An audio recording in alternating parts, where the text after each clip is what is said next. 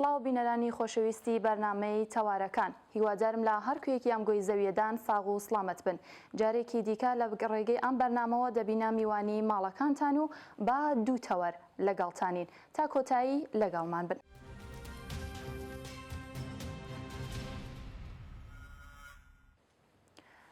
بینەرانی بەڕێز، لە بەرنامەی ئەم جارەی تەوارەکان بە بۆنەی ساڵی نوێی خوێندن لە ئێران تەرخانمان کردووە بۆ پرسی خوێندن لە ئێران کە لە دوو بەش و دوو میوان پێکهاتووە.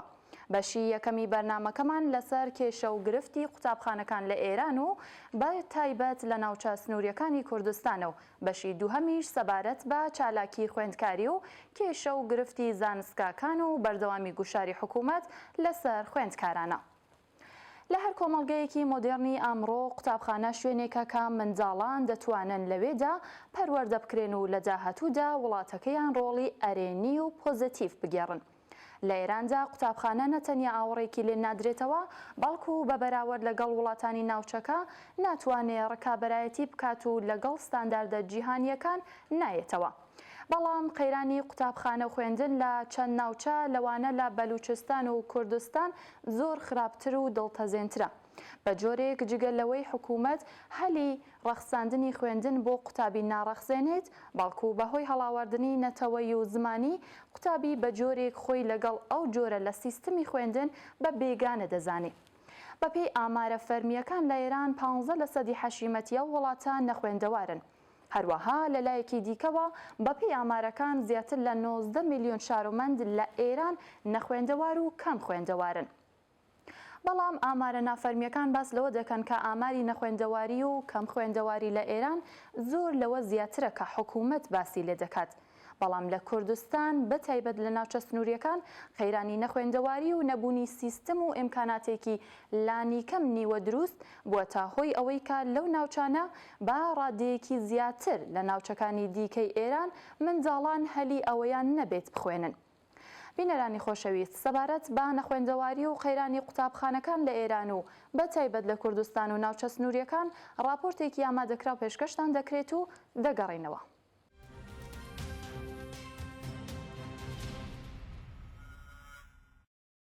قوتابیان لە ئێران ساڵی نوێی خوێندن لە کاتێک دەست پێ دەکەن کە لەگەڵ چەندین کێشە و گرفتی تایبەت ڕوبەڕوون کە لە ساڵانی ڕابردووش بەردەوام لە ئارادا بوون. قوتابخانەکان لە ئێران و لە ناوچە سنووریەکان لەگەڵ چەندین کێشە ڕوبەڕوون، بەتایبەت ئوستانەکانی کوردستان و لەوە تایبەتتر لە ناوچە سنووریەکان. بە چاوخشاندنێک لەسەر ئاماری نەخوێندەواری و کەم خوێندەواری لە هەموو ناوچەکانی ئێران بۆمان دەردەکەوێت کە هۆکاری سەرەکی نەخوێندەواری چییە. لە ناوچەگەلێک وەکو بەلوچستان کە زۆرترین ئاماری نەخوێندەواری تێدایە، هۆکارەکەی دەگەڕێتەوە بۆ هەژاری و نەبوونی پێداویستی لانی کەمی خوێندن بۆ قوتابی. بە پێی راپۆرتەکان زۆربەی ئاوایەکان و ناوچەکانی بەلوچستان لەگەڵ بێ قوتابخانەی ڕوبەڕوون و ئەو شوێنانەش کە قوتابخانەیان تێدایە تەنانەت لانیکەمی ستانداردەکانی خودی حکوومەتیشان بۆ لەبەرچاو نەگیراوە. دەگەڕێنەوە کوردستان و لە کوردستانیش ناوچە سنووریەکان ساڵانێکە کە لە کوردستان منداڵی کورد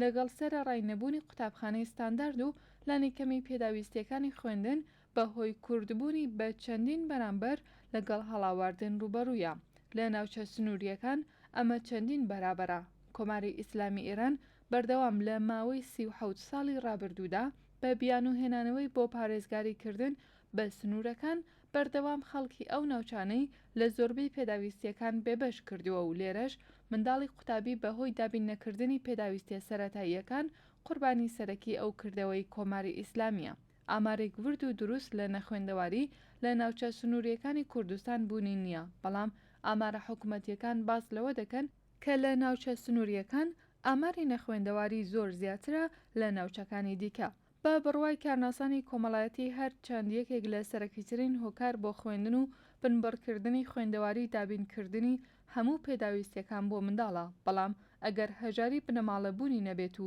ستانداردی خوێندن بۆ منداڵ جێبەجێ بێت، لێرەش ئەگەر حکوومەت و دەوڵەت ئیزنی ئەوە نەدەن بە منداڵ بە زمانی دایکی بخوێنێت و بیر بکاتەوە، نەخوێندەواری هیچ کات بنبڕ نابێت. جارنامەی جیهانی مافی زمان بڕگەکانی 3 و 4 و مادەی 4 جارنامەی مافی تاک سەر بە کەمینەی ئێتنیک، نەتەوەیی، زمانی و ئاینی، مادەی 30 کۆنڤانسیۆنی مافی منداڵ، مادەی 27 پەیمانی نەتەوەیی مافی مەدەنی و سیاسی و هەروەها ئەسڵ و بنەمای 15 یاسای ئەساسی کۆماری ئیسلامی هەمووی ئەوانە جەختیان لەسەر ئەوە کردووەتەوە کە خوێندن بە زمانی دایکی مافی سروشتی هەموو منداڵێکە. خوێندن و فێربوون بە زمانی دایکی مافی سروشتی هەر مرۆڤێکی سەر ئەو کۆرەی خاکیەیە. هیچ کەس یان دەوڵەت و ڕێکخراوەیەکیش ناتوانێت حاشا لە مافی خوێندن بە زمانی دایکی بکات مەگەر دەوڵەت گەلێکی دیکتاتۆری هاوشێوەی ئێران ئەو مافە سروشتیەی کە لە زۆر بەڵگە و جارنامەی مافی مرۆڤ لە جیهاندا دانی پێداهێنراوە و وەکو مافی ئینسانی پەسەند کراوە. لە ساڵانی ڕابردوو زۆر چالاک و کەسانی دڵسۆز سەبارەت بە بمبڕکردنی نەخوێندەواری لە کوردستان چالاک بوون، بەڵام زۆر وردبینانە بارودۆخەکەیان لێک نەداوەتەوە. بە پێی توێژینەوەی کە چالاکێکی مەدەنی لە ناوخۆی کوردستان ئەنجامی داوە، بەشێک لەو مامۆستایانە کە وەزارەتی پەروەردە و ڕاهێنانی ئێران دەیانێرێتە کوردستان بۆ وانە وتنەوە بە جۆرێک لەگەڵ کێشە و گرفت ڕوبەڕوو بوون، ناتوانن پەیوەندیەکی هاوڕێیانە و نزیک لەگەڵ قوتابی بگرن.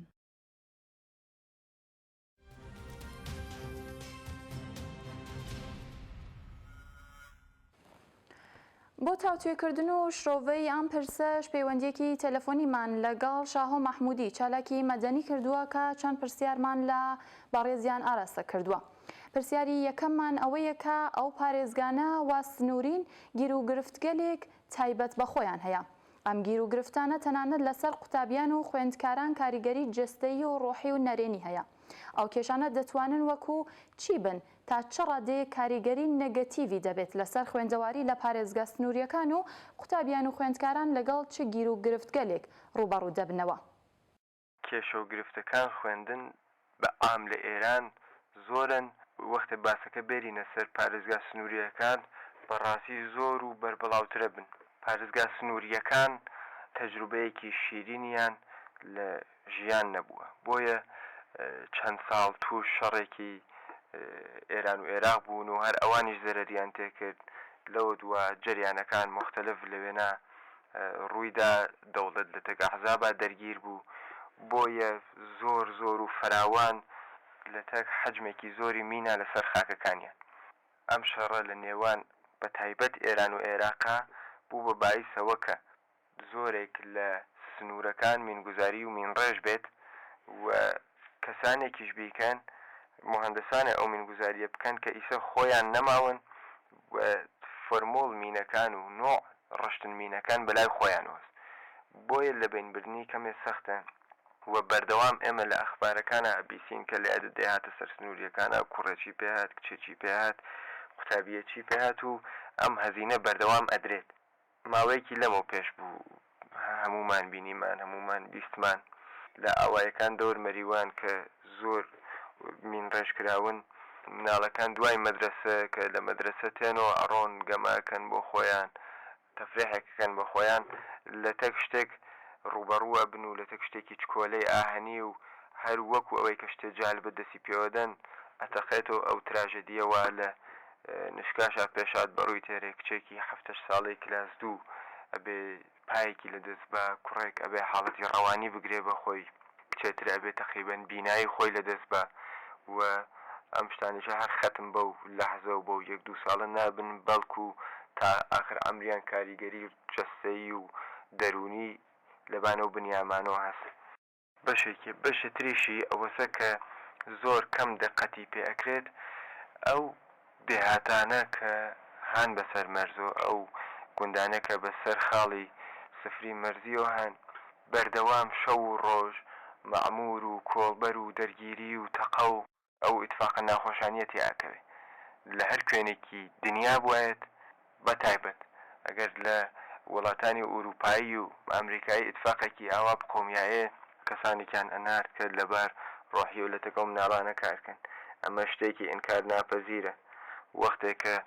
مناڵانێک لە گوندێکی مەرزیە هان لە تەمەنی 7 ساڵ و هەندە و تەمەنە کە فراگیریان ها لە حەدێکی پرۆفێشناڵە بەردەوام شەوانە تەقە بکرێت و دەرگیری بێت لە نێوان خەڵک و مامورەکانی سەر سنوور. ئاوایە سنووریەکان تا ساڵگەلێک لەمەوپێشیش لە زۆر ئیمکانات تایبەت بە خوێندن و قوتابخانە بێبەش بوون. ئێستاکەش لەگەڵ ئەو گیر و گرفتە ڕوبەڕوون یان نا؟ بەعام ئەم شتە ئەتوانین بڵێن کەمێ کولیترە و تقریبا شەباهەتی لە زۆرێ لە گوندەکانە بەیەکۆ هەیە کە نەبوونی ئیمکانات کێشەی بۆ خوێنەواران دروستەکەن. ئەوەی کە مهمە هەر خوێنەوارێک ئێستا لەم بۆرحەی زەمانیە نیازی بە شوێنێک دابینکرا وەکو کتێبخانە هەست کە من بەڕاستی زۆر کەم لە ئاوایەکانم بینیوە. ئەگەریش لە ئاوایەکی مەسەڵەن منتەقەی ژاوەرم من بینی بێت خەیرێک وەکو شەخصی دایناوە. ئەوەی کە کتێبخانە لە ئاوایەکانان نییە لە گوندەکانان نییە بووە بە کێشەیەکی گەورە بۆ خوێندنی باشتری خوێنەوارەکان. دەرسەکانی ئێستا نیازی بە کتێبهایەکی کۆمەک دەرسی هەست کە ئەمانە بەڕاستی دەست ناکرد. ئەمە وەکو سەرەکی ترین خاڵ لە کێشە و لە نەبوون ئیمکانات لە دێهاتەکانە هەست. دووهەم شتیش ئێمە لە بیری نەبینەوە و لە بیریشۆ نەچووەتەوە ئەمە چەند ساڵ ئەمە 6-7 ساڵ لە ئەمری کۆماری ئیسلامی ئەگوزارێ زۆربەی دێهاتەکان زۆربەی گوندەکان تەنیا تا مەقتە ئێبتداییان هاتیە نەهایەتی ئەڕۆنە ڕاهنمایی و زۆر کەم لە گوندەکان دەبیرستانی هاتیە و ئەمانە مەجبورن ڕەوانەی شار بکرێن. ئەمە بۆ خۆی چەندانە مەترسی دروستەکە، مەترسی ڕێگا دروستەکە، مەترسی هاتوچوو دروستەکە. ئەو لایە سنەتی و مەسحەبیە و بەعام لە ئێرانە هەست و لەوانەیە لای ئێمەیشا ببێت بڕێکات ئیجازە نادا مناڵەکانی وارد محیتێکی جدید بن، کچەکەی بڕوات لە شارێکی نزیک بە گوندەکۆ دەرس بخوێنێ بە ماوەی 2-3 ساڵ یا ئیجازە نادا یا فەقر ئیجازە نادا بە کوڕەکەی کە بڕوات لە شارێکی ترە دەرس بخوێنێ بە خاترەوە بێ لەبار مادی و کۆمەک خانەوادەی بکات. سەرجەم ئەمانە سەرەکی ترین کێشەن بۆ خوێندن لە گوندەکانە. لە شارە کەسێک بیەوێت دەرس بخوێنێ دەستڕەسی بە ئینتەرنێت هەست، دەستڕەسی بە کتێبخانەکان هەست و دەستڕەسی بە کتێبە کۆمەک ئاموزشیەکان هەست. بەڵام لە دێیەکانە بەعام وانین بڕێک گەورەدێ هەن بەڵێ دەبیرستانیان هاتیە، ئازمایشگایان هاتیە، کتێبخانەیان هاتیە، بەڵام تەنانەت بۆ ئەو گەورەدەیانە. دێهاتەکانی تر نەهایەت ئیمکاناتی بۆ خوێندن سەدح دەبیرستانە، زۆرە لە مەدرسەکانە هەن یەک دانە مەعەلم چەندانە دەرسێکە بە یەک مەربوطنین بە یەک ڕا تەدریسەکە. ئەمە هەمووان بینیومان و بیستومانە. مەعەلم وەرزشە، هاوکات ڕیاضی تەدریسەکە. ئەو خوێندەوارە دووچار تەناقوز و کێشەیەکی فکری زانستی ئەبێ. بۆیە نەبوون ئەم شتانە تەسیری دانێ لە زەعیف بوون دەرس ئەو کەسانەی کە هەن لە گوندەکانە و تەنانەت خەتمیشە بێ بەوەی کە دەرسەکە نەخوێنن. حکوومەت و لایەنە پەیوەندیدارەکان دەتوانن چ ڕۆڵێکیان هەبێت لە چارەسەرکردنی ئەو گیر و گرفتانە؟ جا حکوومەت ناوخۆیان بەسەر خۆی، حکوومەت دەستی ئاوەڵات بۆ هەموو کارێک، بەڵام ئەوەی کە دەتوانێت بیکات و نایکا بۆ خۆی علامەت سوالێکە کە نەک من زۆر بەمان لەوانەیە حتا ئەو مناڵانیشەوە تەمەنیان 7-8 ساڵە لە دێهاتەکانە لە مەدرسە تێنۆمینە تەقێتەوە بە سەریانە ئەزانن بۆ نایکات. بەڵام عمومەن حکوومەت دەسەڵاتی زۆرە و پێم وابێ شتەکانی زۆریش سەقیل نییە بۆ سیستمێکی حکوومەتی. حتا من ناو کۆماری ئیسلامی نابم بۆ سیستمێکی حکوومەتی زۆر سەقیل نییە. لە شیناویە ئەو بخاریە تەقاو و ئەو مناڵانە سووتان کچەکان من لە نزیک و بینیانم بە وەزعێکی فرەخراوی ڕۆحی و جەسەیی و ئێستا خەریکە نیدامی ژیانیانەدەن، کوڕەکان بە هەر بەو سوورەتە. بەڵام هەزاران کێشە و گرفتی برد تا ئەوەی کە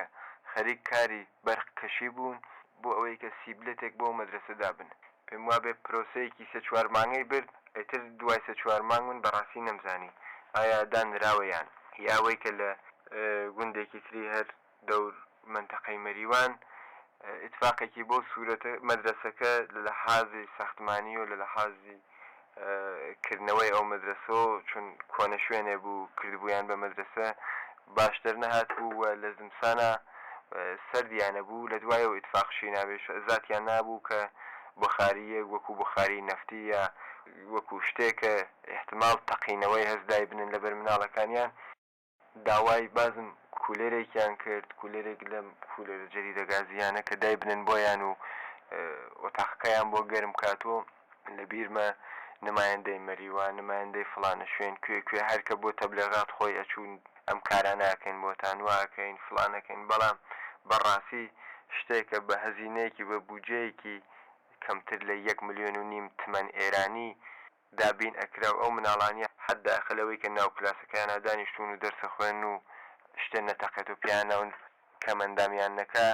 حەل بکات بەڵام ئەوەیشە بەداخەوە نەکراو یا بۆ قەزیەی مینەکان زۆرێک لە ئەو مهندسانەوە سنوورەکانیان ڕێژ کردووە نەماون بەڵام ئەوەی کە دەوڵەت تیمهایەکی پرفشناڵی مین خونساکردنەوە یا دەرهێنانی مین بنێرێت بۆ منتەقانەوە بە سازماندەهیەکی ڕێک و پێک و منەزەم و نظامی دەسەبەندیان کامینەکان لەبین ببەن یاوەی کە دانان دەبیرستانێک بە 300-400 جڵد کتێبی دەرسیۆ کە پێم وابێ ئەو 400 جڵدیشەی دەتوانێت کامڵترین کتێبخانەی کتێب دەرسی بێ لە ئێرانە چه هەزینەیەکی بۆ دانەی حکوومەت هەست کە ساڵانە فقط ملیاردها دلار خەرج شوێنگەلێک وەکو سووریە و وەکو تاڵبانەکات ئایا دانان مەدرسەیەکی ڕێکوپێک یا دانان کتێبخانەیە یا ئەوەی کە بردنی ئینترنێت بۆ دانەیە گوند ئەتوانێ چه هەزینەیەکی بۆ یەکدانە حکوومەت بێت بەڵێ زۆر سپاسی شاهۆ مەحمودیەکەین بۆ وەڵامدانەوە بە پرسیارەکانمان و ئەم جارە تەوەری دووەممان لە سەر خوێندکاران هەر لە سەرەتای هاتنە سەرکاری کۆماری ئیسلامی خوێندکاران کە وەکو بەشێکی زیندوی ناو هەر کۆمەڵگایەک باژماردێن دەسەڵاتی پاوەخوازی حکوومەتی ئیسلامی مەبەستی بووە کە بە هەموو شێوەیەک ناو زانستگا قۆڕق بکات بە جۆرێک خوێندکار ناکارەمە نیشان بدات و دەست بەسەر هەموو لایەنەکانی زانستگادا بگرێت لە ماوەی 37 ساڵی ڕابردوودا زانستگاکان لە ئێران بە چەندین جۆری جیاواز ڕوبەڕووی گوشار و زەخت بوونەتەوە لە ئیسلامیکردنەوەیان تا گوشار و تونند و تیژ ئامێزکردنەوەی بەرەڕووبوونەتەوە لەگەڵ هەر جۆرە جوڵەیەکی خوێندکاری بێگومان هەر حکوومەتێکی دیکتاتۆر و پاوەنخواز ترسی لە بزوتنەوە کۆمەڵایەتیەکان هەیە و چەندین قات زیاتر ترسی لە بزوتنەوەی خوێندکاری هەیە.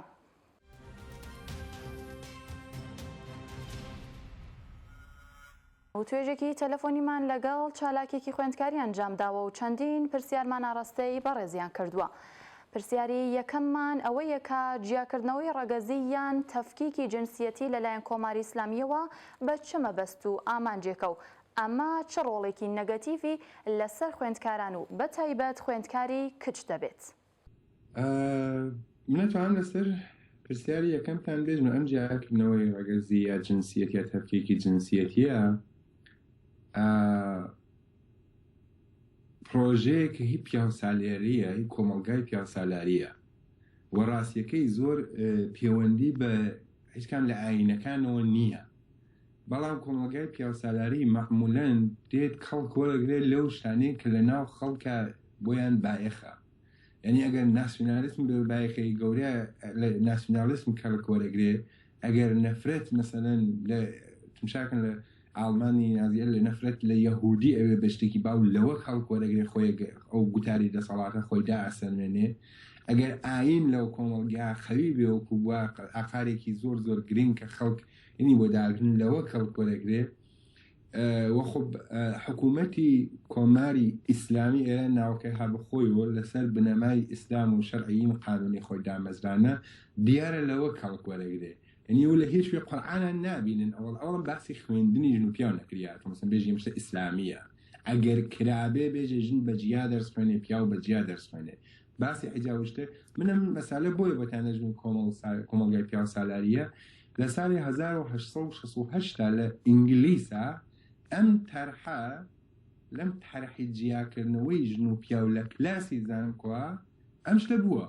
و داوایان کردن ڕێک داوایم شتیان کە ژن و پیاو پەردە لە بینیان نەکێشن جیاب ئەمە ڕەنگە بۆ ئێمە جێس هەسوڕامان بێ خۆ ئەی لەوێ ئەوەڵەن مەسەلەن ئەمە سەدەیەکە کە تەقریبەن بەرە و دوای عرفی کردنەوەی ئاینی مەسیحیەتە چێ فڵانی تیانە لە مەسیحیت شەشتیوانی کۆمەلگای پیاوسالاری بۆ ئەو شتانی خۆی ئەو ئاواتەکانی خۆی بۆ بەرخستنەوەی بەرەنگانی خۆی لە هەر شتێکە لە بەردەستیابێ کەڵک وەرەگرێت. ئەمە بۆ ئێژم ئێمە ئەگەر ڕەنگە ئێمە دوشمێنی ئەو شتێکە بەرامبەرمان باشتر بیناسین باشتر زانین لەکوێوە بۆی بچین. ئەگە ئێمە خۆمان تووشیەوە بکەینەوە کە مەسەلەن ئاینەمە ئیسلامە ئیسلامە شەڕکەین لە حاڵەکە ئەم شت لە ئیسلامە نییە کە بچین ئیسلامە شەڕکەین یان ڕەخن لە ئیسلام بگرین بۆ مەعنا نییە لە ئیسلامە هیچ شتێ نییە کە هەڵاوێردان دژ بە ژن و پیاوە بە زۆر زۆرە و کەمیش نییە بەداخەوە و شتی وایش زۆرە وەلی ئەم مەسەلە ئەوەیە تا ئەمە فقط وەکو پێشەکی وتم ئەچینە سەرەوە کە چ شتایەکی هەیە کە چێ پەیامەدایەکی هەیە. یەکی لەو پەیامەدانەوە خۆ لە کۆمەلگای ئێرە نەژن و پیا و بە یەکەوە لە ناو یەکە گەورە نابن. من لە 5 ساڵی 6 ساڵی لە 7 ساڵی و ژن لە پیا و جیا ئەبێتەوە چنە مەدرسە و لە 8 ساڵی بۆ لاو 1920 دیسان و شوێنێکەیە کە دیسانەوەی تا ئێستا ئەو حکوومەتە ئەوەندە قبوڵی کردو کە ئێمە لە 18 ساڵ بۆ لاوە کە تقریباً ژن و پیا و باڵغین عاقڵین ئەقلمان گەشتە جێ خۆی ئەتوانین بەیەکۆ بژین ئەبینین دوای 20 ساڵ 25 ساڵ یەکدەفع ئەمیشە تااقەت نایەرێ ئەمیشە تااقەت نایرۆگەرەکە جیای کات و جا ئەم جیاکردنەوە یەکی لە مەسەلەنێکی لەنەکانی کە کۆمەڵناسەکان باسییان لێ کردێ و چوون بەدوایەوە تاحقیقیان لە ڕێکول لێکۆڵینەوەیان لێ کردێ یەکی لە شتەکانی وێ تونوتیژی بنەماڵەیی زۆرەکاتەوە. تونوتیژی هەمیشە لە نەناسینی بنیامەکان نسبەت بە یەکترین پێشتێ ئەسڵ لە ڕاستیسمی شاهروە ڕاست شتێکە کە بنیامەکان یەکترین ناناسن گفتێکی ناناسن لە یەکترین ئەچرسن ناسینێکەوە لەسەر شتێک بێ ئەسڵ لە ڕاستی فیزیکە ئەژن تۆکە شناخت بەسەر سەد حێکا پەیاکەی قدرەتێکی بەسەر ئەو شتا هەیە وەختی دووشت شناختیان لە یەکسەر لە ناسینیان نسبەت بە یەکترین نییە ئەو دووشتە نسبەت بە یەک مۆزەعەیەکی خەشن و ڕاستێکی خەشن نەگرن و تونوتیژی تیژێتەوە تەجروبە نیشانیدا و ئەمەی کە خوێندنی ژنان پراکەن لە ئێرانە بەگشتی 150 ساڵە ژنان ئەخوێنن بە سوورەتی ڕاسمی و حدودی 30 ساڵێک بوو کە ژنان دێنە مەرحەلەی باڵای خوێندن خوێندنی باڵایان بووە زانکۆیان بووە لە تووری 15 ساڵی ئەخیرا لە ئێرانە ڕێژەی خوێندنی ژنان چ بووە سەرەوەی 67 و ئەمە چەندانە خاصیەتی بوو یەک ڕۆڵە کۆمەڵایەتیەکان ئەدریا بە ژنەکانیش ڕۆڵی بەرامبەر ژنەکان بوویان لە زانکۆ ئەو بەران ئەو یەکسان تیمشاکردنی یەکترینە ئەزمونە کریە ئیتر لە یا ئەمە ماڵۆ نییە باوک مەسەن بێژێ کاکەت مەسەرەن یا پیاکەت یا شوەکەت یا نەدەم چیەکەت فەخری هەیە بەسەر تۆ ئافلاینەوە لە زانکۆ تو دانیشتجوویەکی کچ منیش دانیشتجوویەکەم کۆڕ دانیشتجوون یعنی هینەوەڵەکەمان یەکسانە و لە شوێنێکی یەکسانە تقریبا عادەت بە یەکسانیەکە کە ئەمە لەتون بە هەم شناختەکەی ئەدا هەم ناسینەکەی ئەدا هەم عادەتکردن بە یەکسانیەکەی ئەدا هەم ژنان خۆیان ڕۆڵایەکی یەکسان و نەخشایەکی یەکسان لە کۆمەلگا ئەکردە دەست لەبەر ئەمە ئەو سەدحی یا ڕێژەی تونوتیژی هاتە خواردترەوە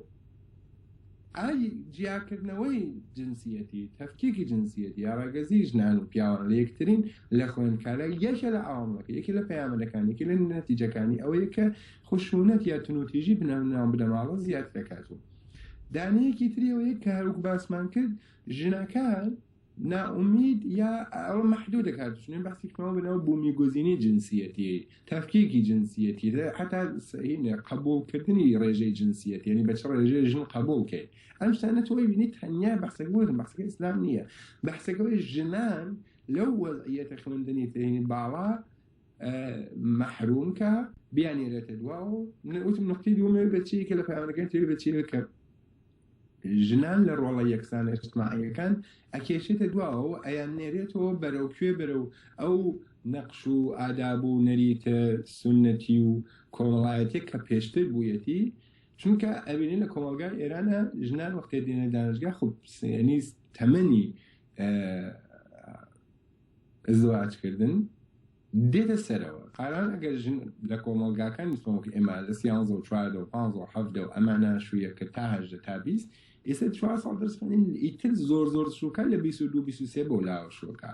و خب چونە خوێنێ دیسان ممکنە فوق لیسانس خوێنێ دکترا خوێنێ ئەچێ 28 و ئەم فەزا بۆیان قبول ناکرێ دەنجیان حەزەکەن زۆرتر ژنی ماڵ بێ و بە تەقدیسی بنەماڵە و خێزان و ئەم شتانە ژنە دیسان وەگەڕانە بۆ ئەوێ دا نەبینەکەی تریەوەیە کە تشاکن وقتی 50% لە کۆمەڵگای ئینسانی هەر کۆمەڵگای ژنانن ئەم ژنانە وقتی دێنە ئەستی خوێندن سەرحی زانیاری هوشیاری کۆمەڵگایەتی تەبەقاتی جنسیەتی هەموو شتێکیانەچێت سەرترۆ دەرنەتیجە پرۆژەی سەرکوبی کۆمەڵگا بۆ حکوومەتێک دیکتاتۆری توتالیتێر کەم ئیمکانی کەمترە خب چڕەیەکیەوە یەکە ئاوڵان ژن و پیاوانەی ئەرتباتی یعنی تۆ هەرچی گروهەکانی ئەرتباتیان لێکۆ کەمکەی کەمترۆکەی زۆرتر توانی بەسەریانە دەسەڵاتت بێ دوو وەختی گروهێک سەرە کەمەکەیتەوە محدودەکەی ئێخە دەژێ ڕێژەی جنسیەتی قبولکردنی دانیشگاوە بوومی گوزینەوەی لە ناوچەی خۆیانە فقط حەقیان بێ دەرس خوێنن یا ئینکێک عرضم بە حضورت ئەم شتانەیە بەسەرتری کەم خوێندنەوەی ژنان محدودەکەیتەوە ژنان لەو نەخشە کۆمەڵایەتیانە دوو ئەخەیتەوە ئەمکانی سەرکوبی سیاسی بۆ کۆمەڵگا زیاتر فراهەمەکەی نوکتەیەتریکایە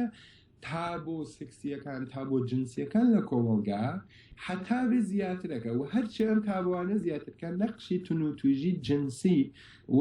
ڕێژەی تونوتویژی جنسی لە کۆمەڵگا دیسانەوە ئەچێتە سەرەوە هەموو ئاکان نیشانەیە کە باوە بۆ خودی سەڵامەتی کۆمەڵگاکە تەفکیکی جنسیەتی یا جیاکردنەوەی ڕێگەزی ژنان و پیاوانەکە نێکی خاڵێکی بەسلاح زۆر لاوازە و زۆر کارکرد و نەتیجەی ناشرینیە ئایا ئیسلامیکردنەوەی زانستگاکان لە 37 ساڵی ڕابردوودا توانیویەتی مێشک و هزری خوێندکار ڕاماڵێت یان بەواتەیەکی دیکە پاشەکشە بە خوێندکار بکات بۆ داخوازیەکانیان؟ سەبارەت بە ئیسلامیکردنەوەی زانکۆکان ئەساساً نوعێ لە ڕوانین هەیە لە ڕوبەڕووبوونەوەی تەک زانستە جیا لە کۆمەڵگای ئێمەشەوەیە کە مەسەلەن ئەمە و ڕاستیە کە زانست مەسەلەن هەند ڕەنگە لە کۆمەڵگایەکی ترە بەشەر بە هەندێک توانایی فکری علمی زانستی تەکنیکی ئافەنی ئەمانە بگاکەم کۆمەڵگای ترە پی نەگەیشتەوە ئەمە ئێرێتە ناو خۆی و هەمیشان ڕێگە بۆ کە ئەم ئەمڕوانی نەبوو کە ئەم بەسلاح زانین و توانە ئێمە بێنە ناو خۆمان وە شکل و ڕفۆرمە لە کۆمەڵگاکەی خۆمانی پێبێت ئەمە زۆری شتێکی غەڵەت نییە چون مەسەلەن شدانن شتێکە لە کۆمەڵگایەکی وەک ئەوروپا ڕۆیدا ڕەنگە ئەسڵ لەبای هەر لەباری زانستی و ڕەنگە مەسەلەن بە نوعی ئابوهەوا بە نوعی کەشوهەوا بە نوعی چودانە ساختمانەکان نوعی جغرافیای وڵاتە نوعی کەلتوری وڵاتە نوع سازگاری های بێ کە ئەم شتە مەسەن لە شوێنی وەکو ئەفریقا یا لە شوێنی وەکو ئاسیا و لە شوێنی ئەمریکای جنوبیە ئەم شتە مەسەلەن وەحاقێک پێچاوپێت نەچەسبێ پێچ نییە ڕێکچێتە ناو مۆرە باری بەشێک لە زانستی ئینسانیەکان زانستە نەکانەکەین فەلسەفی فکریەکانەکەین و زۆرتر زۆرتر چون سنت و پزیشکی یا شزانم ئەزم حەزورت مهندسی بەحسێکی تەکانیە کە تۆ بیکەیتە ئیسلامیە غیرە ئیسلامی پێچە لە کۆمەڵگای یەهودیە بێ یا بێدینە بێ یا مەسیحیە بێ ئیسلامیە بێ ئەو شتێک ئەم بەحسە مەقبولە نەکردیە لەسەر زانستە فکریەکانە کردیە کە خۆ بەشێکیشی غەڵەت نییە ئەم پرۆژە لەوێ و ئەسڵانی مەبنا فکریەکانی لەوێ و ئاوەخواتەوە بە کۆمەڵگای یا حکوومەتی کۆماری ئیسلامی ئێرانیش تقریبەن لەم شتانە مەبنا فکریانە خەڵک وەرەگرێ وەکو زانیاری پێدان مەجموعەن کێشە لەبین ئەوروپا و ئەمریکایشا هەیە لە قەزیەکە دینیکردنەوە نیە کێشەکە لەسەرەوەی تۆ لە کۆمەڵگایەکەی ئەنی لە ئەسەدەیەک و عەسرێک و سەردەمێکە ئەژینێمە کە دین چوێتە لاو فاقەن میام ئەشێ یادێکە لە مامۆستاشکە ئەزەدین لە حی لە توێژی گەڕینی باسیەوەی کوپا وەختی دین خۆی ئێژێ ئیتر من پێغەمبەر نانێرم یعنی خودی ئەگەر خوایەک وجودی هەیە خودی ئەو خوا باوەڕی هەیە ئیتر بەشەر نیازی بە پیاغەمبەر و بەڕاهنایی دینی لەو شکڵە نییە و تا ئاخر دنیا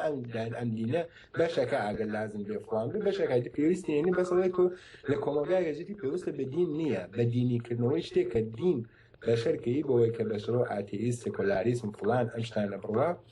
ئەمە کە تۆ دینیەکەیتەوە مەبنافریەکانی لەوە ئەوە خواتەوە ئەوەی کە ئایا موفق بووە یا موفق نەبووە ئەگەر ئەو هەوڵ تەقالا کە دایان یان نایەتە سەرەوەی کە مەسەلەن فەرزەن ئەم زانستە کۆمەڵایەتی مثلەن کۆمەڵناسی فەلسەفە مێژ و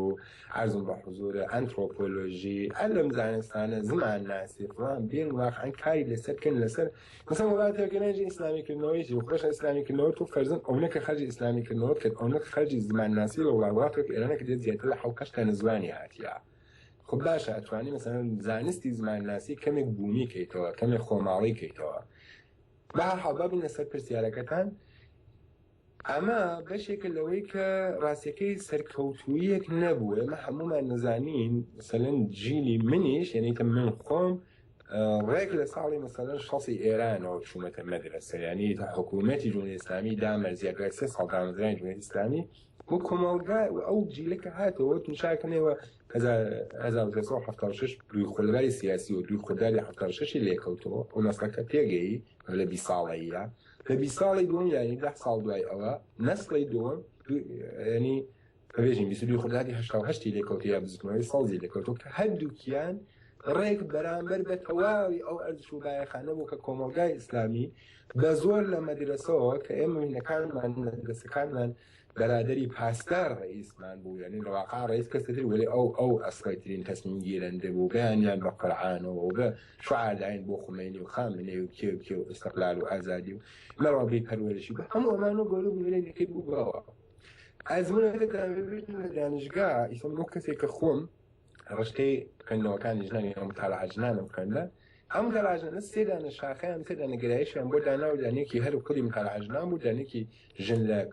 بنەماڵەیە زەندەر خانوادە و دانێکی ژن لە ئیسلامە بوو تەجربەی نیشانیدا ئەو ژنانەی وا چوون زەندەر ئیسلامیان خوێن اختصاصاً فقط ژن لە ئیسلاما خوێندیان نزیک 70% فۆمیلیستای ڕادیکاڵتریان لێ دەرهات چونکە وەختێک یعنی بنیام وادارێکە کە تەمەرکۆز کاتە سەر شتێک کە خود بە خود تێگەی چون ڕەنگە مەسەڵەن تەواو ژنانی کۆمەڵگای ئێران نەزانن واقعا لە ئیسلامات چی یا ئەمە بام شتێکە لە تاریخیان نووسین ئەمە نییە تەنیا لە ئیسلام ئەوەی لە ئیسلام لە ناو دینەکانە فقط مەسیحیەت کە من ئیسلام باشترە ئەنا یەهودی زارتشتی فڵان مەسیحیەت و بودیسم بەقیە دینەکان لە ئیسلام خراوتر هەن خاستر نین باسەکەش مەزمە خۆ ئەمەسا ئەطلاعاتی دینیمان لەو کۆمەڵگا لەو حەدانیە تۆ یری جەماعەتی ژن یا ئیسە پیاویشی هاتیە بەعزە وەختێ ئەیانوێت خوێندکاری تەمەرکۆزیان بە زۆر تەمەرکۆزیانەکەی سەرەوەی کە زانین لە ئیسلامە چییە چێ بەسەر ژنانە چه حەقێکیە خۆ ببینی هیچ حەقوقی هیچ بەرامبەر بەقی ئینسانەکان تران نییە خۆ ئەمە تۆ وادارەکە کە ڕادیکاڵترەوی تۆ دش بە وەزعیەتە وەڕەخنی زۆرتر دش بە وەزعیەتە ئاگری پێشتر ئطلاعاتێکە نەوسەوات بەو مەوزوع ئێستا ئطلاعات زۆرەوە نەقدێک مەسەلە زیاکە وەزغیر از ئەوەیش ببینی ئەمە ڕێژەی سەکۆلار بوونەوەی خوێندکاری لە کولی جامعەی ئێرانە یا بەرەو لایسیتە چون حتا زۆرتری گرێتە کۆمەڵێ وەکو ڕفۆرم خوازەکانی ئێران ئیسلاح تەڵەبان ئێوە بین و هەمیشە مەعموولەن ڕەئی زۆرتر جەماعەتی خوێندکاریان لەگەڵا بووە لەو بەرەوە کە ڕوانین ئەوان خوێندنەوەیەکی تر بووە لە دین کە بەرەو لایسیتە یا بەرەو سیکۆلاریزم زۆرتر مەیلی بووە بۆ خۆتان زانن کۆمەڵی یعنی حکوومەتی ئێران جمهوری ئیسلامی ئێران یا جەماعەتی خامنەیی باسی وایان کە ئیسلاح تەڵەبان گەرەی هەموو پرۆژێ ئەوور لە ئیسلام بە ئیسلاح بەڕێوە بەرن و ئەمە بەشێکی واقعیت و واقعان وا بوو هەرچەند واقعان خەستەوەقعان قەنوانە بووە لە واقعان وا بوو لە ڕاستی وا بوو و خۆ ئەم بەشە لەو گوتارە سیاسی کە ها بە دوای شتێکی واوە کام گوتارە پشتیوانی لەگە کام جەماعەت پشتیوانی لەگە جەماعەتی خوێندکار پس تۆ بینی کۆمەڵ بە ئیسلامیکردنەوەی کۆمەڵ خوێندکارە زانکۆکان یا خوێندکاری نەتەنیا نەتیجەی مثبەتی بۆ کۆمەڵگا بۆ حکوومەتی ئێرانەوە وەکو نەتیجەی عەکسی بووە لەسەر ئینەکانی تر ئەمانە مەسەڵەن تۆ سورەتی فۆرمی ئەتوانین کەیوێنی موافق بووە تۆ بە تایبەت من کە باسی ژنانەکەین چاکن هەمیشە ژن تابلۆی حکوومەتەکانە بە تایبەت لە حکوومەت‌های دیکتاتۆریە فەرقی نییە مەسەڵەن مثالێک لێبن جەستەی ژن هەمیشە ئاوێنەی بە خۆلی فارزەکان تەمام نەمای خەون و قولیاکانی پیاوە کۆمەلگایە کە پیاو سالاری ئیسلامیە گەرەکی ژن بە چاشەوە ببینێ تۆ ئەیبینی کە ئەم ژنە بە شێوەیەکی ئیسلاح ناگەن حجاب تۆ مەسەن نەگەی کەسێکم ساڵێکوا لێوێ نەگەمیان خەوی لێکردوێت کە خەوەری بێتە لە وڵاتێکی ئێران خەوەری بێتە بەچی ئازانانی ئەمە وڵاتێکی ئیسلامی یا ئێرانە بە تاکسیە خۆ نازانی بە ئۆتۆبوسا کە نازانی بە ساختمانیشە نازانی ئەوانش بە زوانەکەیش نازانێت بخوێنی تۆ بە جەستەی ژنانە چی لەبەر ژنانایە و ئەگەر بەرعکسەکەی بڵا خەوەر بێتە ژێوێ کوێ زانێ وڵاتێکی غیرە ئیسلامیە حداقل ئیسلام حکوومەتی قانونی ناکە مالزیش وڵاتی ئیسلامیە بەڵام ژنان ئازادن لە ئەوروپا دیزان بە جەستەی ژنانە حکوومەتی پەهلەوی دێ لیباس لەبەر ژن بە زۆر داکەنێت چون حەزەکە ژن بەرەوە ئەو ناوعە لە بەرساختەبوونی بەسەی جەستەی ژن بەرێکە بۆ خۆی ڕووتی کاتەوە حکوومەتی جون ئیسلامی دێ دیسان جەستەی ژن لیباس بە زۆرە کاتە بەری و حیجاب بە زۆرە کاتە بەری ئەم شتا تنشاکەن لە کۆمەلگای ئێرانە ئەم شتە معکوسی بووە وەکو باسی پرسیارەکەی تریشمان بۆ پرسیاریەکەمەکەشە باسم کرد ئێوە تونشاکەن لە مەسەلەن بزوتنەوەی سەڵدا لە ئێرانە ئەم ئێوە بن بەشێکی زۆر لە ئەو کەسانی کە لە خۆپیشاندانەکانە پەشداریان کرد زیاتر لە 50% ژنان بوو خب چه شتێک ئەگەڕێتەوە بۆچی دەقیقەن دوای 88 دەنگۆی دیسانەوە ئیسلامیکردنەوەی زانکۆکان و تەفکیکی جنسێتی زیایەکەچنی لە ئەدیان ژناتێتە کۆمەڵگا ژن دەدە سەر شەقان ژن لە پرۆژەی سیاسیە بەشداریەکە ژن لە سەر سیاسەتی ڕووتی سەرخیابان کە مافی هەر مرۆڤێکە بەشداری ڕووتەکە ئەتۆ ناکەنین ژنینکەی دەنجەم ئیسلامیکردنەوە ئەوەیە کە تۆ ژن بەریتەوە بۆ ئەو نەخشە سونەتیانی وە ئاین وەکو گوتارێکی سنەتی کە لە کۆمەلگای سنەتی و هێشتا وەکو ئێرس بەم کۆمەلگان ماوەتەوە بیباتەوە وەلێ نەتیجەکەی چی بوو نەتیجەکەی هەمیشە عکس بووە نەتیجەکەی ئەوە بووە کە ژنان باڵاتنی ڕێژەی خوێندنیان نیسایە خەریکن بە تەواوی تەقەیدەکان خەریکن ڕێژەی کار ئەگرنە دەست خەریکن ڕێژەی مدیریەت و سەرۆکایەتی و فڵانەکان نەگرن دەست ئەوش خۆتان حکوومەت قانون ئیجازەی سەرتوەنا کە نەتیجە نا پرۆژەی ئیسلامیکردنەوەیش بە سوورەتی فۆرمیک هەرێ موفق بووە کەوای مەسەڵەن دانیژانن کە دەرسەکەنن دوو واحد معارفی ئیسلامی ئەخلاقی ئیسلامی تاریخی ئیسلام نازانم چی پاسەکەن و ئەطلاعاتێک لە خەڵکی ئێمە مەسەڵەن دەکەن لە ئەوروپا هەمیشە تەجروبەکەم ئەطلاعاتێک کە خەڵکی ئێمە لەسەر دینەکەی خۆیان هەیانە سەڵام بەرابەری ئەطلاعاتێکە کە عاد مثلا دانشجویەکی لێرە دانشجویەکی مثلا دکتۆرا ممکن مثلا احتیاج بە دکتۆرای مثلا فیزیکی مثلا احتیاجی بە مەسیحیەت نوێکە عیسا چی کرد فلانی کرد من ئەطلاعاتم زۆرتر جالبە تێکۆکەکانمانی لە قساکەین ئێژن ئەمە شتەوە بۆ ئێژن ئەسڵا هەر نازانین و وەختی مثلا دوای ئەچم لە دوایە یا گوگل یەکەن یا ویکیپیدیا گەڕێن ئێژن هاوش دەداتەوە کە ڕاست بوو بەڵێ بە سوورەتی فۆرمیک موفق بوو ولی بە سوورەتی محتەوای ناوەڕۆکی ئەسڵەن نەیتوانیە سەرکەوێ و نەتیجەی عەکسیشی داهاتوە کێشەی خوێندکاری کورد بە تەوابوونی دەرس و زانستکە کۆتایی پێنایە بەڵکو لە پاش زانستکە هەنگاو دەنێتە ناو کۆمەڵی کێشە و گرفتی دیکەی خوێندکاران لە دوای دەرچوونیان لە زانستکە لەگەڵ نەبوونی هەلیکار ڕوبەڕوو دەبنەوە بە سەرنج بە بارودۆخی نالەباری ئابووری ئێران هۆکارەکانی دیکە چین کە دەرچوانی زانستکە بە لێشا و بە شێوەیەکی ناسایی لەگەڵ شەپۆلی بێکاری ڕوبەڕوو دەبنەوە یەکێ لە کێشەکانی بزوتنەوەی خوێندکاری خۆشتان ئاماژەتان پێکرد بەردەوام نەبوونیەتی ئەساساً ئێمە بزوتنەوەی خوێندکاری لە ئاغڵب کۆمەڵگاکانەوە تایبەت لە ئێرانەوەیە چون تۆ مثلا 4 ساڵی زۆر باش لێرەی گەورەترین ڕێژەی بزوتنەوەی خوێندکاری هەمیشە لە دەورەی لیسانس یا کارناسیە ئەو 4 ساڵی یەکەمایەکردیان ئەوەڵەن 4 ساڵە دووەمە بنیان گەنجترە ئارمانخواهترە ڕادیکاڵترە گەنجی یعنی جیلێکی تازە تێن دیرگای نوێ تازە و نوێیان هەیە ڕەخنەی زۆریانی نسبەت بە کۆمەڵگا و لەگەڵ شەپۆلی گۆڕانکاریەکانی کۆمەڵگا ئاچنە بەرەوە بەڵام ئەم 4 ساڵەکە تەواو ئەبێ وەکو ئێوەش باستان کرد تەک ڕاستی ژیانە ڕوبەڕوێتەوە 4 ساڵە خوێندکارە یا ماڵێکی هەیە لە خاپگایەکە لە شوێنێکە لە ماڵی خوێندکارانە لە چیە و ئەمە تێکە ڕاستی ژیانە ڕوبەڕێتەوە وەکوی کە ژیان بەڕێوە بەرێ ئەوەیە بە دوای شۆڕێکە کارێکە ئیشێک کارگەڕێ ئیشێک دۆزێتەوە بە دوایەوە کە ئەسن ژیانی خۆی بەڕێوە بێرێ ئیتر ژنەکە بۆ بە ژنێکی تەواو و پیاوەکە و بریدار کچێک و کوردی گەنج نین کە مەسەلەن بێژین باسی ئەم شتانەکەین یەک ئەبچڕیە یعنی خود بەخۆی ئەو جیلە ئەوە و ئەبچڕیە ئیتر ئەو 4 ساڵە ئیسا هەر چنێکیشیان کردوێ فڵانیان کردوێ چالاکیان کردوێ ئەبچڕیە و ئەڕوا ئیسا ئەگەر بچنە لیسانس فۆقە لیسانسش خب ئەوڵەن ینی سەدحی دەرسخوێندن زۆر سەختترە کاری خوێندکاری بۆ ئەوەی بەڕێوە بەری نووسین تحقیق لێکۆڵینەوە فڵان زۆرتر لە ئاستا هەر وەختێکان تر هەم میکەش بەگشتی 2 ساڵە فۆقە لیسانس دکتۆرای 2 ساڵ 3 ساڵە بە گشتی وەختەکە گزەرێ بە ئەوەی کە تۆ بتوانانی خوێندنەکە تەواو بکەیت بۆ ئەو 4 ساڵات بە 4 ساڵێکی مهمە ئەم بەردەوام نەبوونە دوو دارەیی هەیە یەکێک ئەوەیە کە یەکی لە هێشتەکانی ئەم شتەیان بارە ڕاستی ڕاستەقینەکانی ژیانە بەشێکی دووەمی ئەوەیە کە ئەساسەن کۆمەلگایە کە حکوومەتێکی دیکتاتۆریە ئیمکانی سازماندەهی ئیمکانی ئۆرگانیزاسیۆن بە گروپەکان و بەسا تاقمەکانی بە تاقم و بە گروپی کۆمەلگان نا لەو شکڵی کە سازماندەهی ئۆرگانیزاسیۆنی بەردەوام بێ بەشکڵ شتێک هەیە وەکو ئەنجومی ئیسلامی ئەنجومی ئیسلامیش لە تووری ئەو 4 ساڵ 6 ساڵە ئازاکەیە گۆڕیە سازمانێکی دانیشتووی بەردەوام وجود نییە کە خوێندکاران بیانێت بەردەوام لەو شتا حەزی بن و ئەو شتە ئەدامە بن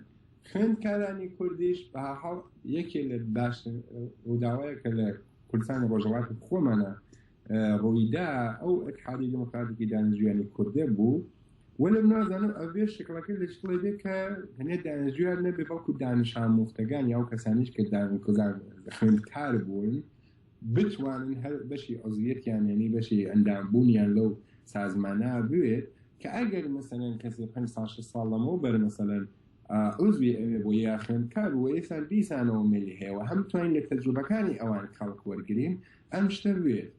ئەمە ئەڵباتێژ دیسان متکارێکەوە من لەگەڵ حکوومەتێکی توتالیتەر دیکتاتۆرە ڕووبەڕۆین کە ئیمکانی سازماندهی ئوسولەن سازماندهی شتێکە کە حکوومەتی دیکتاتۆرەکان بەریەگرێت چون سازماندهی کۆمەڵایەتی بە باعث زیاتربوونی زانیاری کۆمەڵایەتی ئاگاهی تەبەقاتی ئاگاهی خوێندکاری ئاگاهی جنسیەتی ئاگاهی جنسی هەموو گروپەکان لە یەکۆ وخب ئەو ناڵە ئەم لە سازماندەهی بکرێگە سازماندەهی بکرێ و ساندیکا و بسەر سازمانی دانیشتووی و فڵان وەڵانە بەڵام واقعیتێکە کە ئەتا ئەو سازمانە دانیشتوویە لەو شکڵە ئیسە چه بە سوورەتی مەخفی چ بە سوورەتی واقعا ڕسمی فەرمی شکل نەگرێ کە ناتوانیت پرۆژەیەکی بەردەوام لە بزوتنەوەی خوێندکاریت بکەنێمی بزوتنەوەی خوێندکاری نکتەکەی لەسەرەوەی هی کوردی تۆ هەمیشە ئەم کوردبوونە لە وڵاتێکا کە فارسە تۆ هەمیشە کێشەیەک هەیە بین کورد و فارسبوونی بۆ تەرجمەکردنەوە و چۆن هەمیشە خۆت تەرجمەکەیت تۆ کنشە سیاسەکانی تەرجمەکەیت تۆ ئەساساً بزوتنەوە کۆمەڵایەتیەکان بەسڵاح وەکو بزوتناوەیەکی ڕفۆرم خواز یا ئینقلابین دژ بە کۆمەڵگاکەی خۆیان ولی ئێمە نازانین بزوتنەوەی کۆمەڵگای کوردی ڕۆی لە کۆمەڵگای کوردیە یا ڕۆی لە کۆمەڵگای ئێرانە کە وەزعەتی سیاسەتێکی فارسی ئێرانی چی هەیە ئەمە بەشێکێتی و لەبەر ئەوەشێکی لە شتەکانی وەیە کە بینی بزوتنەوەی خوێندکاری کوردی زۆر کارتێکەری ناو خودی کۆمەڵگای کوردەواریە نییە بەڵکو بەشێکە کە ئەوێ لە ئاستی سیاسیە ڕنگدانەوەی خۆی نیشان بە بزوتنەوەی خوێندکاریە گەورەکە کە هی فارسەکانە یا فارس محوەرە نیشان بات ئەمیشێکی لەو کێشانەیە کە بزوتنەوەی خوێندکاری کوردی بزوتنێکی سەرکەوتوو نییە یعنی مەسەلەگە فکری دەکەنەوە ئەتوانێت لە کۆمەلگایەکی باشووری کوردستانە بزوتنەوەی خوێندکاری وجودی بێ کە بەداخەوە لەوێ لەبەر حیزبایەتی و دەست بەسەرگرتنی هەموو حیزبەکان بەسەر هەموو شتەکانە وەکو ئەوروپایەکان ژناو دیوما ناتوانن حتا لەوێش باس لە بزوتنەوەی خوێندکاری سەربەخۆ بکەین چون بزوتنەوەی خوێندکاری ئەساساً بڕیارە سەربەخۆ بێ ئەساساً بڕیارە دژ بە حیزبێ یا ڕەخنەگری حیزبێ ڕەخنەگری حتا کۆمەلگای مەدەنی کۆمەلگای سیاسی حیزبەکان پارتەکان پارلەمان حکوومەت هەموو شتێک بێ و ڕەخنەگری خودی کۆمەلگاکەیش بێ ئەوە خۆتان نەزانن ئینقلاب 1968 بزوتنەوەی خوێندکاری فەرەنسا و لە بەتیپەکشتی ئەوروپا بەشێکی زۆری دژ بە کۆنزەرواتیڤ بوون و محافزەکاربوونی کۆمەلگای ئەوروپی و ئەو تەغیرەکە لە ئەوروپا بۆ جەنبەری کۆمەڵایەتی بەشێکی سەرچاوەگرێت لەو بزوتنەوە خوێندکاریە یعنی تەنیا کێشەکەمان هێشت حاکمیت نییە ئێستا مەسەلەن کە باسی ئەم شتانەکەین باسی مەسئلەی ژنەکەین هەموو قوانینیشە لاوەی مەگەر مەسەڵەن ڕێژەی سوتانی ژنان لە کۆمەڵگەی خۆمان وەک ڕۆژهەڵاتی کوردستان کەمە مەگەر خەتنەکردن کەمە ئیسە کەمە بڵێ هەیە مەگەر نتیجی بنەماڵایی کەمە مەگەر خەتڕ لەسەر شەرەف کەمە ئەمانە خۆ حکوومەت نەهاوردە بۆ پیاوەژە بێژنەکە و بکوژێت بۆ سەر ڕێگەی بۆ خۆشەکە و ئەساساً تەواو شەنەفسەکە حکوومەت پشتگیری گوتاری پیاو سالاری چونکە خۆی لەسەرەوە دامەرزیە چونکە گوتاری پیاو سالاری خزمەتی حکوومەتەکە وەلە خۆ واقعیەتی لەبارەی شخصی و لەبارەی کۆمەڵگا و لەبارەی فڵانەوە و کۆمەڵگایەکی کورد کارەیەکن کە اتفاقاً حکوومەت هیچ ئێستا کۆمەکێکی نەکردین هیچ فشارێکمان بۆ نایرێت کە حتممە و کارە بکەین بۆیە ێژم بزوتنەوەی خوێندکاری ئەتوانێ خۆی دژی بۆ شتەوێ وەلێ لەبەر ئەم خاڵانە ئەمە بزوتنەوەیەکی خوێندکاری بەردەوام و کاریگەرمان نییە جیاوتمەکوانی کە خۆشتان باسان کرد مەسەلەی اقتصادی مەسلەیەکی زۆر گەورەیە و پیاکردنی کار شغل و دامەزراندی خانەوادە بنەماڵە خێزان هەموو ئەم شتانە بەشێوە کە خوێندکاری پرۆژەیەکی هەمیشە بچڕە ئەم دەورەوەیە بینی مەسەن لە دەورەیە کابێ مەسەلەن دەورەی ئێمە کە دانەجوون لە کاران خۆ بزوتنەوەی خوێندکاری کوردی زۆر گەورە بۆ 11 دان دەرجگا 7 دان کلاسی زمانی کوردی بوو 15 لە مەراسمی هەڵەبجە بەڕەوەش بۆ بێسڵاح خۆڵبەستکردنی بەرز ئۆجالان ڕێپێوانی گەورە کرا بۆ نازانین چی هەموو شتانە کرا ئەو بزوتنەوە خەوت مثلا فڵان شت کەوت ئەمە قبلا پێشتر لە ئێمە دەورەیە هاتووە قەزیە هەڵەبجە ئەم جەماعەتە دێنە دەرەوە دانیشتگا ئەمە خەوێت تا دیسانەوە جیلێکی تر بێسڵاح بتوانێت خۆی بکرێتەوە ڕێکخراوەیەک دامزرێنێ حداقل ناوخۆیانە بۆ هەندێکیش دیاردەی توشبوون بە مادە هۆشبەرەکان لە قازانجی ڕژیمدایە بۆ ئەوەی کە کۆمەڵگایەکی وشیار پێک نێت و بتوانن خەریکی دەسەڵاتی دیکتاتۆرانەی خۆیان بن. بە تایبەت لە ناوچە کوردنشینەکاندا خەریکی پەرەپێدانی ئەو باندانەیە کە مادە هۆشبەرەکان لە ناو لاواندا بڵاو بکەنەوە.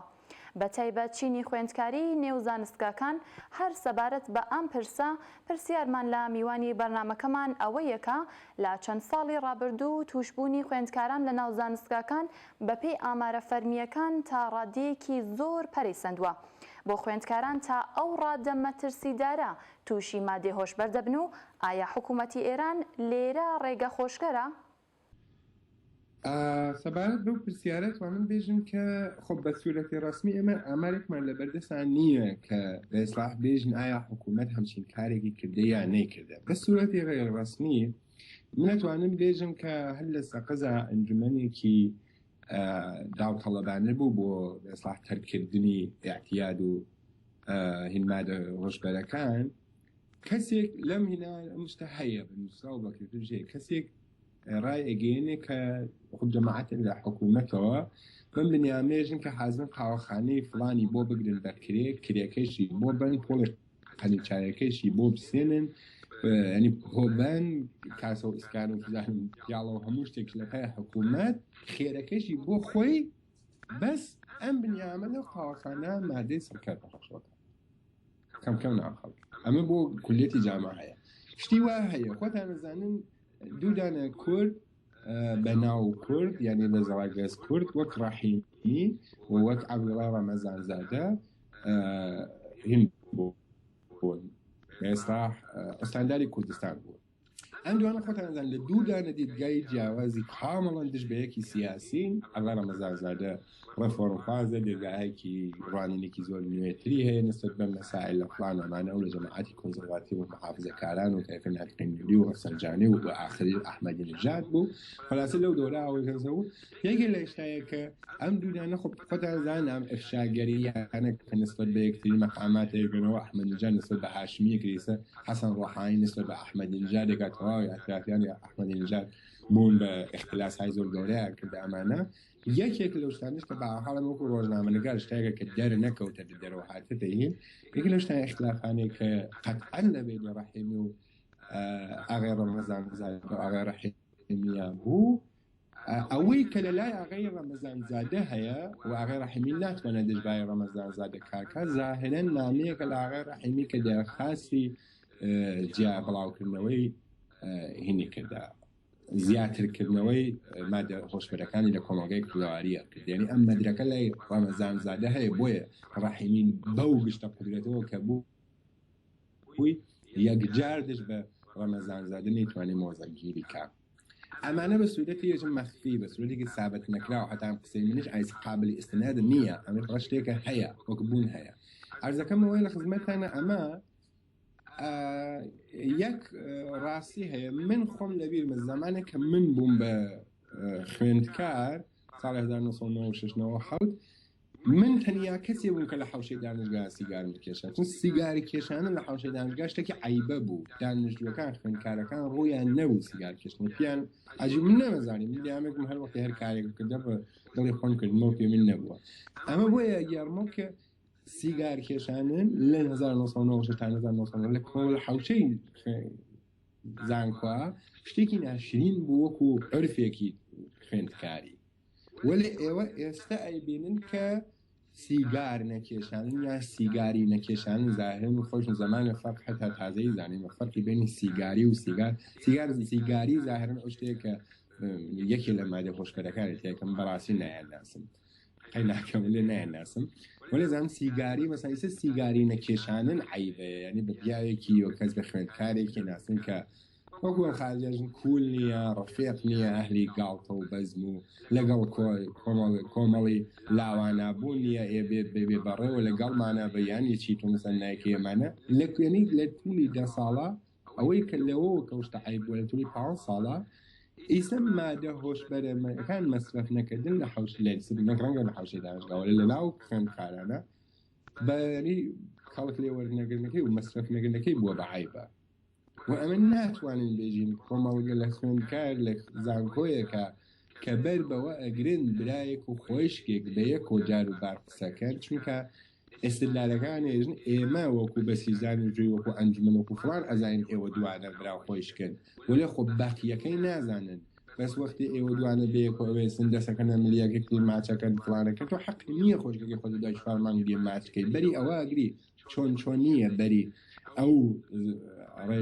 زۆربوونی ڕێژەی کەڵکوردن و یا بەکاربردنی مادە خۆشکەرەکان داگری دیارەکە ئەم شتە هەیە و ئەمەش دێشێکی ئەوەیە بەشێکی تریشی ئەو عوامل اجتماعی و کۆمەڵایەتیانەیە وەکو اقتصاد وەزعەتی داغا خراپ و وێرانی ئابووری بنیام وەزعەتی ئابووری خراپێ دچاری ئەفسوردگیە بێ بنیام وەزعەتی کاری خراپ دچاری ئەفسوردگیە بێ وەزعەتی هاوبەشی ژیانی نەبێ ڕەوانناسی ئەمریکاییە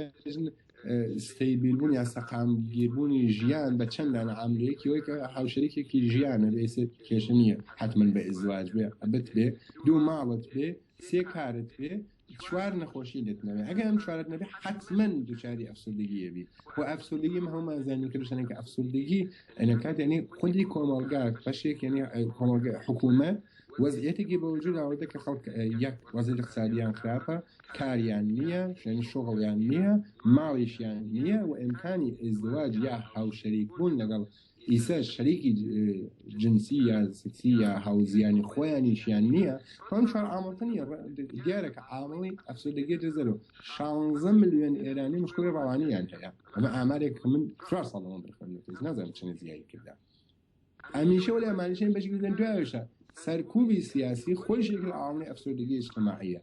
بەسەر ئەمانە بەڵێ حکوومەت بۆی ڕاحەتترە کە خەڵک بە دوای موادی مخدر و مادە سەڵکەرەکان ئەبگەڕن تا ئەوەی بە دوای سازمانێکی کۆمەڵایەتی سازمانێکی سیاسی سازمانێکی NGOیەکی ژنان NGOیەکی کاریگەری سندیکایەکی کاریگەری یا مەسەلەن ئەم شتانە ئەبگەڕن دەرنەتیجە ئاڕێگەدان بەوە و بەسڵام مثلا دیارە وەکو نمایشی قدرەت ئەمە خۆمانزای وەکو نمایشی قدرەت قاچاقچیەگرێ ئەیان لێ ئەدام وڵێ ئەوە زۆرتر ئەدامێکایە لە خیابانە ئەیان بەسێتەوە بە فڵان و بەچی و ئەم لاتولوتانە ولی زیاترەوە نمایشی قدرەت و نمایشی سەرکوبە ولی ئەوەی کە من لە کۆمەڵگا بینن دەستپەیاکردن و دەستپەسی بە مادە سەڵکەرەکان زۆر ڕاحەترە لە حەدی دەستپەسی بە سیگارە فقط ڕەسمی نیە لە حەدی دەستپەسی بە شتەکانە ڕەسمی نیە